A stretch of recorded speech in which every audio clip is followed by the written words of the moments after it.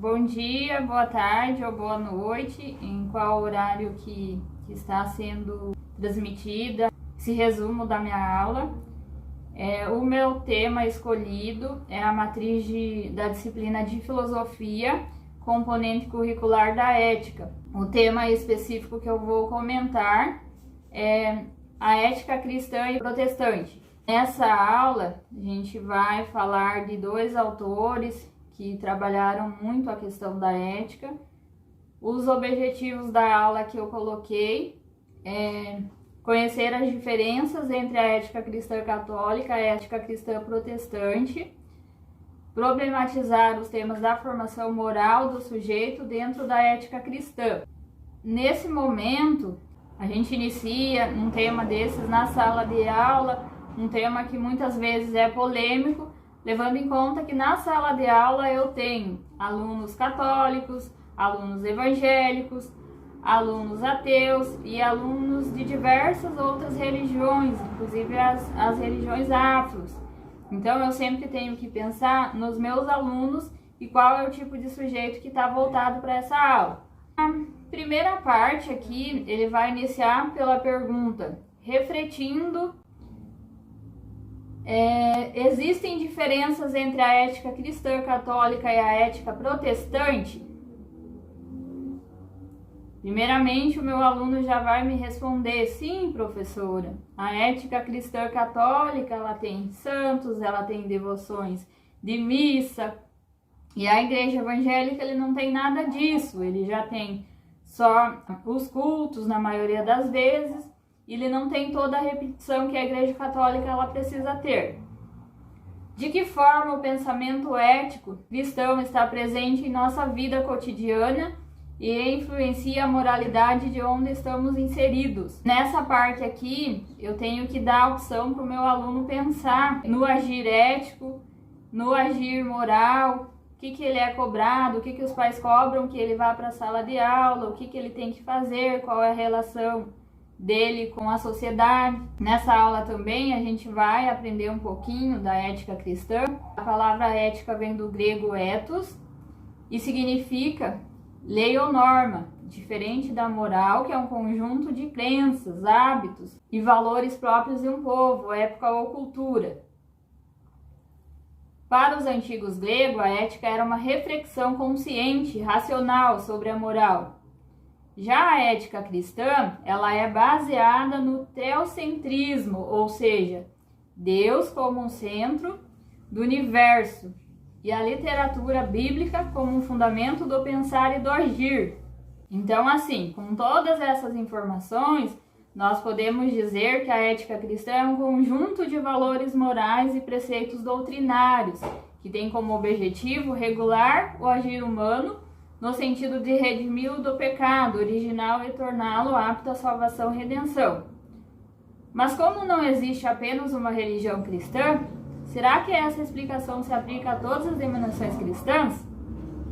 Será que o que eu tenho lá no catolicismo é também o mesmo que eu tenho lá nas igrejas evangélicas? Será que o que é moral lá na igreja católica continua sendo moral na igreja evangélica? Para nós entendermos isso, a característica da igreja cristã: o homem foi corrompido pelo pecado original, submissão à vontade de Deus para a salvação da alma, o ser humano é totalmente dependente da vontade de Deus. E ali vem um questionamento: você acha que essas características podem ser identificadas na moralidade da ética cristã dos tempos atuais? Será que a gente para e percebe a ética cristã ainda nos nossos dias? Ou ela já não é mais, não faz parte da nossa sociedade atual? Continuando, de acordo com os postulados da Igreja Católica, a teologia ética moral é a parte da teologia católica que se ocupa do estudo dos princípios éticos da doutrina sobrenatural, revelada, aplicando-se em seguida à vida cotidiana do católico. Na ética protestante, então, a partir da reforma do protestante que o Lutero promoveu, causou um rompimento com a Igreja Católica, formou-se a ética protestante como cristã, a ética católica. Lutero escreveu as suas 95 teses criticando, entre outros temas, a cobrança de indulgência, perdão concedido pela autoridade eclesial para a absolvição dos pecados. Lembrando que quando era só a Igreja Católica que comandava e não existiam as igrejas evangélicas, a Igreja Católica ela possuía muitos bens, ela era rica. E a Igreja Católica, para você ir para o céu, você tinha que, quanto mais dinheiro você desse, ou doações, ou gados, ou plantações, você iria para o céu. Então, o Lutero ele iniciou criticando essa atitude da Igreja Católica que ele achava incorreto. Ele achava que para você ter a salvação não era você pagar indulgências. Então, Lutero escreveu as 95 teses criticando, entre outros temas, a cobrança de indulgências, perdão concedido pela autoridade eclesial para a absolvição dos pecados. A partir disso, então, com a crítica que o Lutero já conhecia lá, que era a Igreja Católica, ele inicia como protestante, surge a Igreja Evangélica, a Igreja Protestante. Um dos feitos de Lutero que mais impactaram na história mundial, além da Reforma Protestante, foi a tradução do livro, que se chamava a Bíblia, para o alemão. Para Lutero, todo ser humano pode pregar a palavra de Deus, e isso só se tornou possível com a tradução para a língua alemã. Aqui também a gente pode fazer um parênteses comentando que como a Igreja Católica ela comandava, ela tinha os seus cultos, e a língua dela, na maioria das vezes, era no grego, não tinha acesso a todas as pessoas. Vamos supor, se nós enquanto falamos a língua portuguesa, nós fomos alfabetizados no português, a gente não tinha acesso se a gente estivesse vivendo esse período. Então, uma das críticas dele foi não ter acesso a todas as pessoas, e ele traduziu para um grupo lá que ele achava que tinha necessidade no momento. Isso também, com a crítica das igrejas não terem essa dominação, Lutero também defendia a livre interpretação das escrituras, que até então era baseada ao clero. Depois tem um outro filósofo, Max Weber, na obra Ética Protestante e o Espírito do Capitalismo, analisa as consequências econômicas e sociais da ética desenvolvida com a Reforma Protestante e sua relação com o capitalismo surgente. Então, na ética protestante também, ele tem algumas abstenções, e que na Igreja Católica a gente chamaria do jejum, que ele chama de ascetismo, que é um abster-se.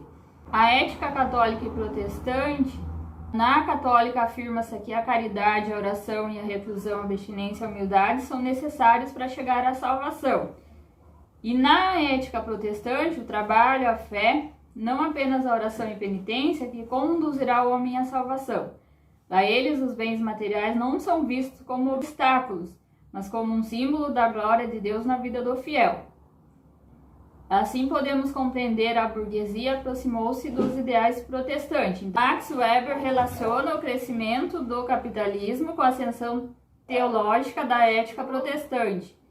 Weber analisa a influência da Reforma Protestante na formação do capitalismo moderno e defende a relação entre a ética protestante e o modo de pensar típico do capitalismo.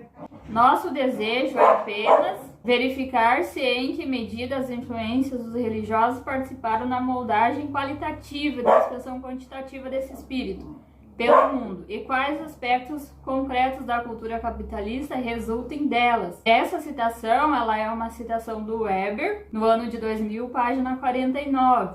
Nesse livro, onde ele fala do espírito do capitalismo, da ética protestante. Então, um pouquinho diferente lá da Igreja Católica, ele faz esse livro. Finalizando assim, eu espero que vocês tenham gostado da minha aula.